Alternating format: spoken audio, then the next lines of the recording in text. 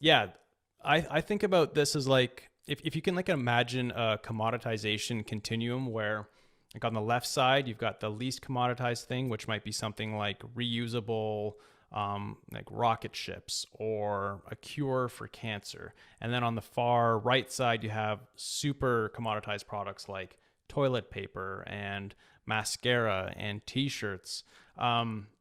Like you said, I think you can imagine, and I think everyone would agree if they're being honest with themselves, that SaaS is moving away from rocket ships and towards toilet paper on that continuum. And that might not be what you want to hear because everyone wants to sell rocket ships, but the truth is, they don't need us to help them sell a reusable rocket ship.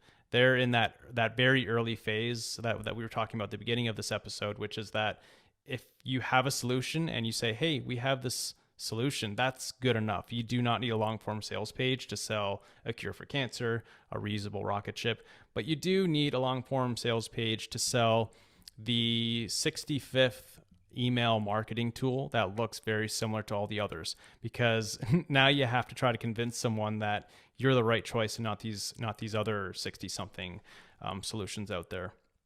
So it's kind of sad, but it's good news. And so with that in mind, I think we need to look at commoditized markets. So consumable, like consumer goods, like toilet paper. We were talking about mascara before we started recording, which is like, if you were to take a woman's eyes from the 90s and a woman's eyes from today, I don't think you'd be able to tell like, oh yeah, they're using the superior mascara that has 30 extra years of development behind it. And yet every single year, multiple brands will come out with a new mascara and convince that millions of people to switch and use this new mascara.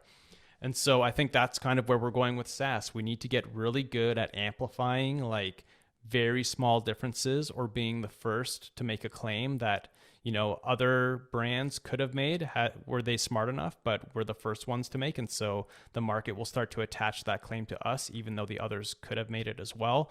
And so again, this is why, as we look at these commoditized markets, we're going to become much more valuable in SaaS and not less, because it's going to be us that differentiates companies and not the developers necessarily. Developers will keep up with the competition more or less, and maybe secure very short-term advantages that may or may not matter to the consumer, but it's going to be marketers, copywriters, salespeople, even people in support and success that kind of differentiate products from one another, where little differences actually exist.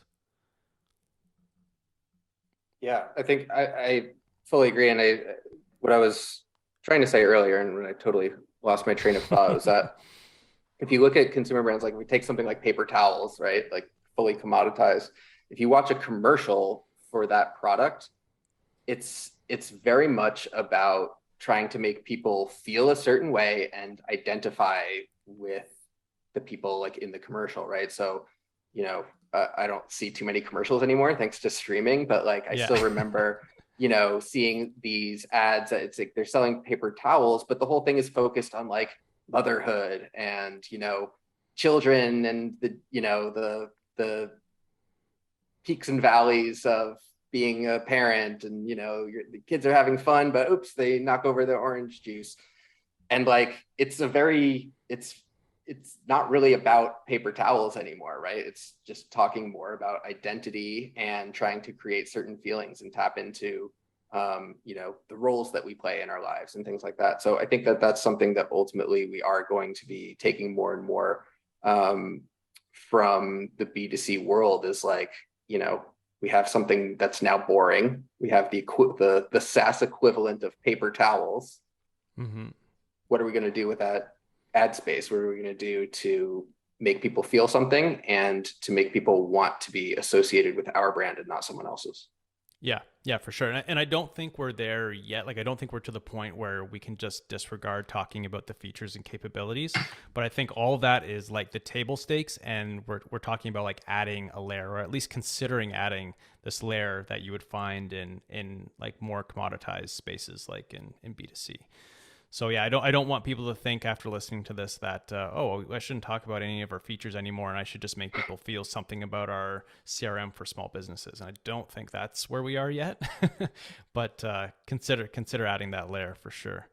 Yeah, Um, we're looking ahead. Like honestly, the VOC thing is still gonna, like, if you just are clear and you rely on VOC to inform your copy, like you're gonna be better off than like 90% of other companies that yeah, aren't yeah. doing that. But if we are looking at the companies, like there are a lot of companies now that have nailed that. And going back to the VOC thing that you said earlier, it's like if you and I have two different SaaS companies and we're going after the same market and we both follow the VOC playbook, we're going to end up with similar messaging unless we have some creative person behind the scenes who's able to kind of look at the competitive landscape and knows how to, all right, they're going to zig, we need to zag.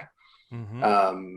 So yeah, I think I agree with you that we shouldn't scare people off and make them think that they have to become like brand focused copywriters all of a sudden. There's still a lot of that, you know, we're still trying to mature in this current kind of phase that you described, while keeping an eye on what might be ahead.